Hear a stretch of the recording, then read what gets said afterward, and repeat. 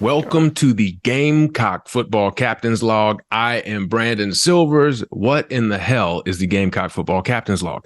Great question.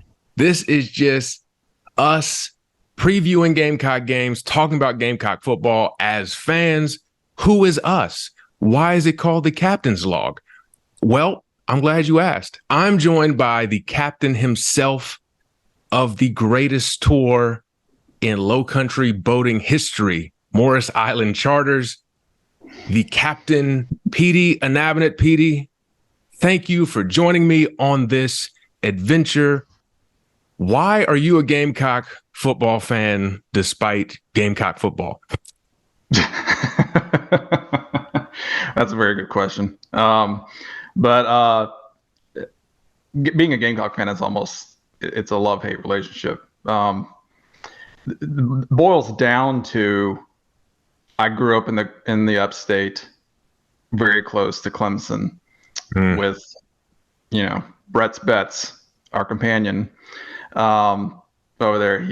We grew up together around a bunch of Clemson fans. That'll a lot do of rednecks with big egos. Kind of made me just hate Clemson more than I liked anybody else. Sorry, my mother's texting me about the hurricane. And I did have family that went to South Carolina, so that just made me love the Gamecocks. Hating Clemson so much made me love the Gamecocks because they were the natural-born enemy. Sometimes that's all it takes, really. I mean, if you've met a Clemson fan, which I'm guessing if you're watching a Gamecock show, you've met Clemson fans, and you know that the hatred of Clemson, they make it easy, honestly. I mean, Jesus. it's not hard. Yeah. No. So we wanted to do this, and super casual, in case you couldn't tell. We just want to get our feelings out. This is almost like therapy for us. So PD's in between excursions on the boat, in between boat tours. PD, if we want a boat tour, where do we go find a boat tour? MorrisIslandCharter.com. Boom. So I'll put that in the show notes. But let's go ahead. Y'all will get a feel for what we're doing as the season goes on. But let's talk about the North Carolina game coming up Saturday, 7:30, going to be on ABC. North Carolina is a 2.5-point favorite. Heading into this game, for me, the theme is question marks. We don't really know what to expect. North Carolina was a good team last year. They made the ACC title game. They had a rough ending to their season, but they got 17 starters back. But I don't know what we're going to look like. We've had a lot of changes. How are you feeling about us in general? And specifically, we'll just get started about our offense against North Carolina's defense. Question marks are the theme for this episode. And week one, that's always going to be the case. You never know what a team's going to look like. And for us, last year, offense didn't even look like we had a clue as to what we were running until we played Tennessee. And then we exploded. And that's going to be the case this week. We don't know what we're going to look like. When you bet on week one, you're just flipping a coin, basically. You probably have a problem, right? Yeah, I'd say you have a little bit of an issue. We've got hotlines for that. A meeting or two. Yeah. But I mean, it's so that with us, we have huge question marks at offensive line, running back. We've got one good receiver. We have a quarterback, and with a line of quarterbacks behind him. But what are we going to look like on the offensive line? It always starts up front. That's going to determine how good you are. And last year we weren't good. I can't remember we were ever really good at offensive line. Back to Spurrier days, we were decent, but still not good. We have a very, very mobile quarterback, which might be our saving grace. But against North Carolina's defense, they were absolutely terrible last year at defense. Now, Mac Brown has said that they have a lot of talent. They're completely changing up their schematics, what they're going to do. So I expect them to look a lot different on defense. got the talent to be good on defense. What will they do with it? It's like, what was Muschamp doing with us? He's getting talent, but he couldn't figure out how to use it. Yeah. So I think Rattler, if he continues on the pace of last year, he'll be in good shape. Whether or not we can protect him at all is going to be the question. And that's going to be the game changer. That's going to determine the game, because we know they have a good offense. Yeah. So for me, the story on offense is obviously new offensive coordinator in Dow Logans. The rumor was that Satterfield wasn't calling those plays at the end of last year when we looked really good. So there's optimism there. I haven't seen anything from Logans like in his past that would make me thrilled to have him calling plays, other than the fact that he's not Satterfield. I can't help but be optimistic, because sometimes as a Gamecock fan, all we have is hope. So like Rattler has all the arm talent in the world. He's been inconsistent, but he has the potential to be great. The running back room, that was obviously a huge question mark, still a question mark, but I'm feeling good about what we're hearing about that unit as we get closer to game time. I love Dak Joyner as a starting running back. I think that kid, he's just going to make something happen. Juice Wells is really the only honestly, I feel like I feel like he'd be a better receiver, in my opinion. But, I mean, because we've seen him do that. But, just get him on the field. And we do love giving the ball out of the backfield to people who should probably just be catching the ball. Shout out to Jaheim Bell. But Juice Wells, he's probably the only sure thing on this offense. Right. You're right. The offensive line, this is where we caught a lot of heat in our SEC previews. And we caught heat from all the fans of SEC teams because we didn't pick every single one of them to win the national championship. But from Carolina fans, we had someone who was incredibly angry that we questioned the offensive line. But when was the last time we had a good offensive line? Like, what would make us think we're going to have a great offensive line? And it doesn't matter if Rattler's Patrick Mahomes and if Dak is Marcus Lattimore, if you don't have people blocking for them. So, well, that's the thing with like any running back can look good when you have a great offensive line. Yes. I can go out there and gain 3 yards if we have a great offensive line. Now I'll die when I get tackled, but I'll get those 3 yards until I get tackled. That's a problem for future you. Yeah. Yeah. Right. Yeah. Not to worry about right now. That's no, 30 seconds. Deal with that. Yeah. Yeah.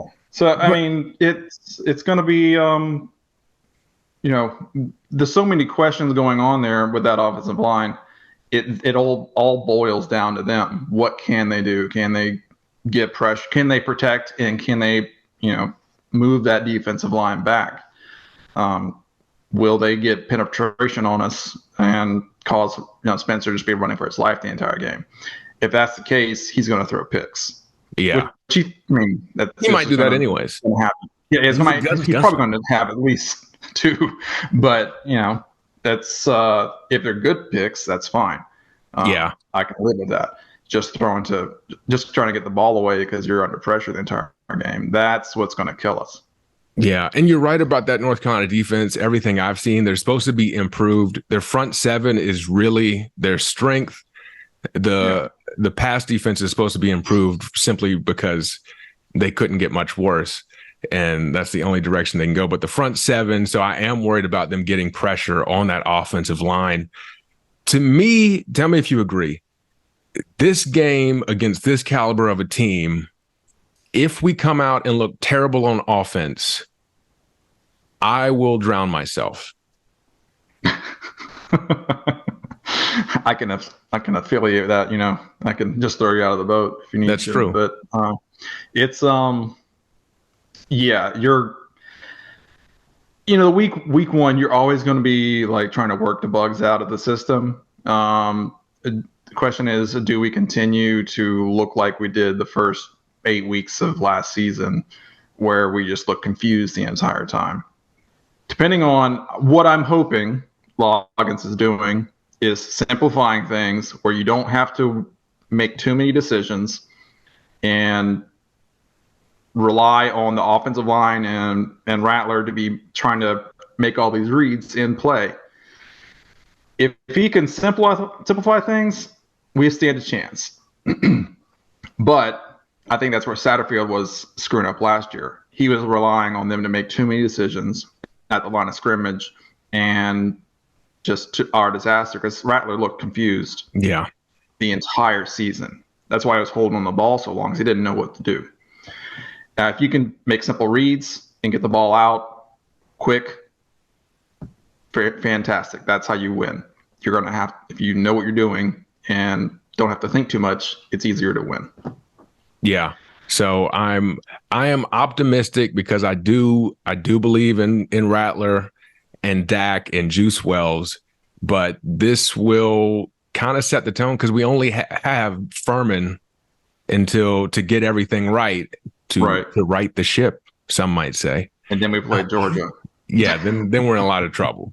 Yeah. So I'm interested to see how the offense looks, specifically the offensive line. On the other side of the ball, I kind of feel the opposite, to where, you know, if we give up a bunch of yards against this offense, okay. I mean, they're an elite offense. Drake May, incredible last year, 4,300 yards passing, 38 touchdowns, 7 interceptions.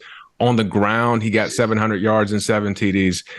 So I don't know. We do have questions on this side of the ball, in my opinion, but I don't know how much they'll be answered this game. What are you thinking defensively? So we know that they're going to put up a lot of yards to the air. It's just not going to. Not a lot we can do about that. To counteract that, you have to be able to get pressure. And last year, we didn't have much size. We had people that could penetrate, but we were not able to control line of scrimmage on defense.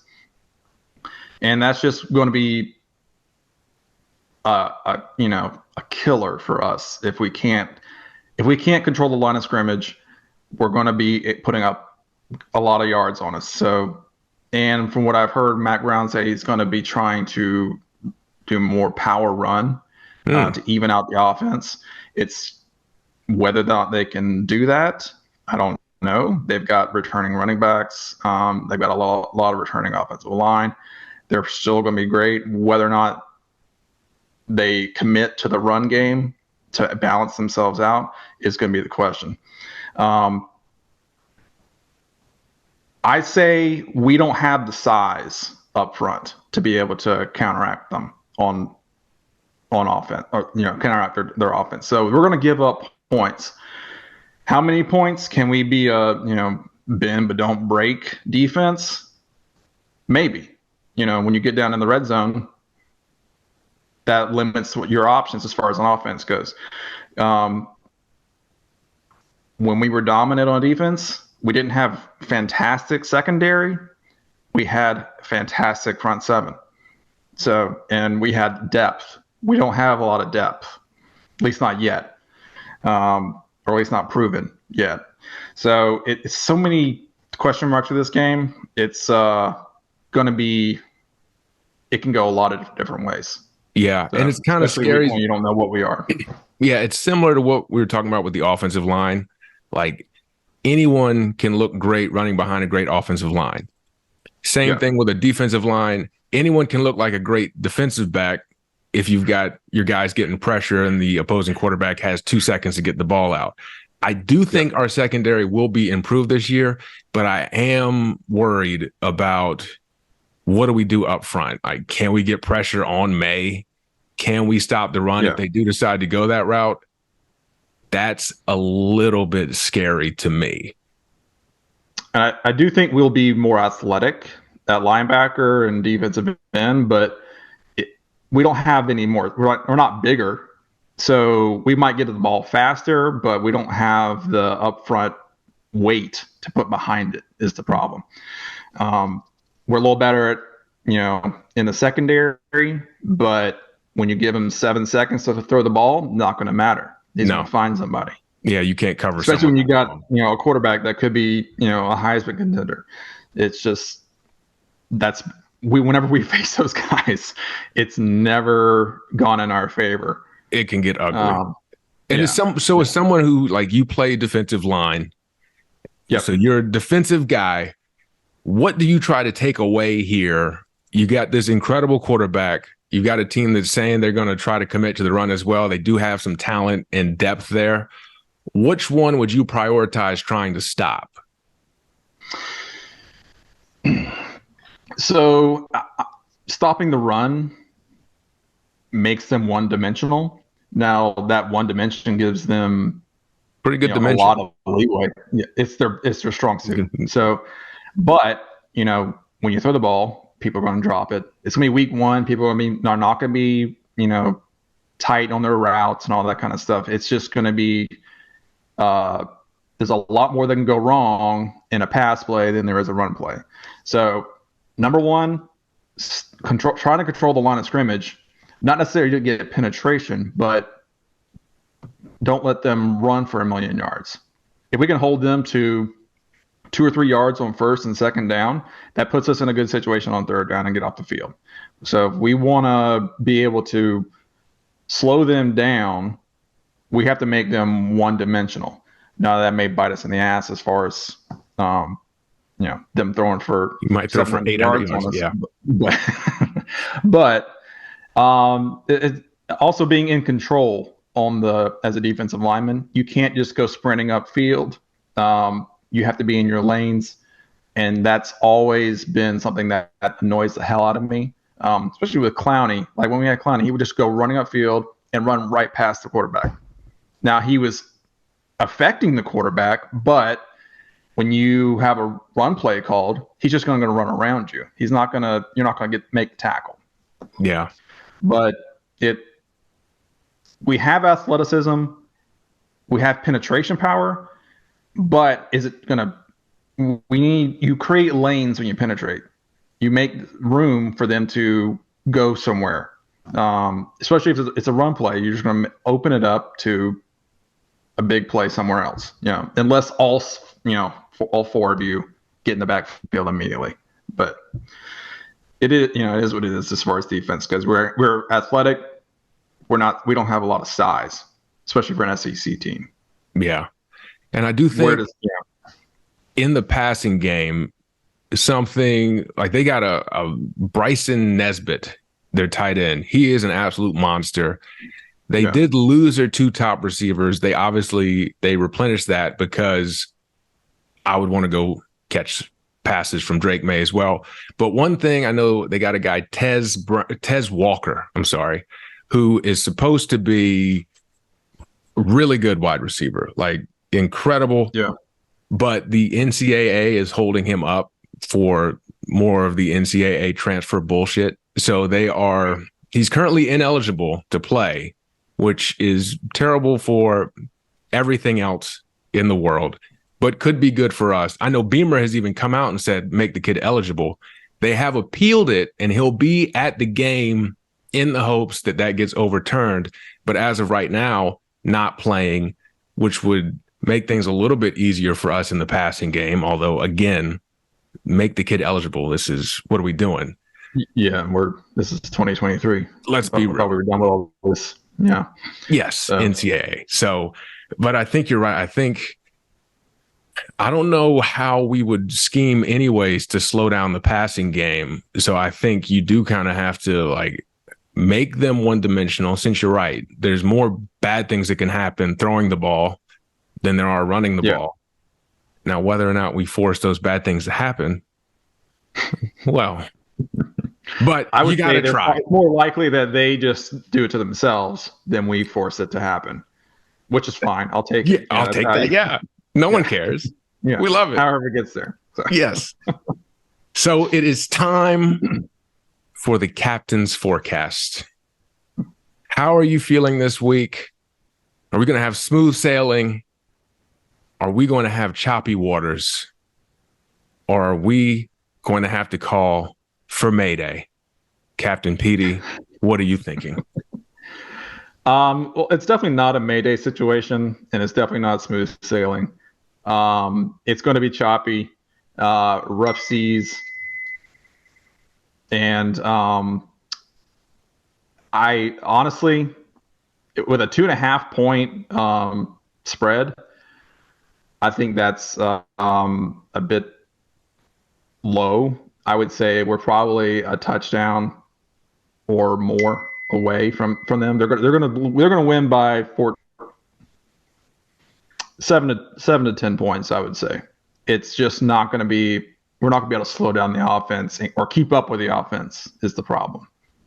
And if they're even 25% better on defense, that's gonna be a problem for us. So I know we have like a 42% chance of winning this game according to ESPN, but I would put it a little lower than that. What would you need to see out of this game to feel good about us moving forward the rest of the season? I would to see. I want to see is confidence in knowing what we're doing, on offense especially. If the offense looks tight, look like they know what they're the game plan and they execute, we're golden. Well, we're going to be decent. I'll say that. We might win 7 games. We just have a terrible schedule. But yeah, that is going to be our problem. The mistakes, especially week 1, mistakes are what's going to kill you. And what are we going to do? That's the question. Who's going to make the most mistakes in week 1? We're playing a really good team, and we don't have a warm-up game like Furman that we do next week. Yep, that's next week. I agree. This is a good first game of a season, I think, because it really kind of lets you know out the gate what you can expect moving forward, because this is a talented team. It's a good team, and their strengths kind of align with our weaknesses too. So we're going to find out quick, and hopefully we find out something that is comforting and nice. But hopefully, we'll see. I'm the eternal pessimist, so it's hard for me to be optimistic. That's true. So we'll balance each other out that way. All right. So we are getting out of here. Thank you for watching, and we will catch you next week. Check out the show notes if you want to figure out how to be with Captain P.D. on your way to Morris Island at morrisislandcharter.com. All that information will be in the show notes, and we will catch you next week. Thank you.